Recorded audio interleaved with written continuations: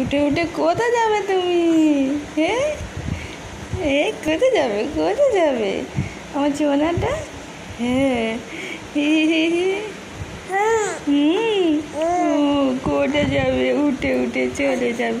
হ্যাঁ, দিদুর যে 3বার সকালবেলা ফোন হয়ে গেল, আমি যে দেখিনি।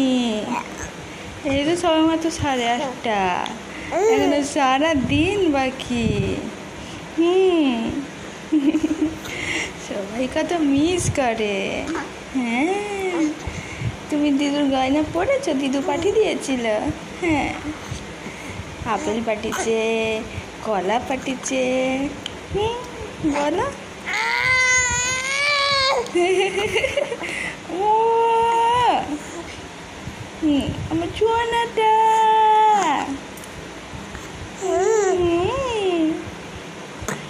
খেয়ে নাও, তারপর আবার খেলু খেলু করবে।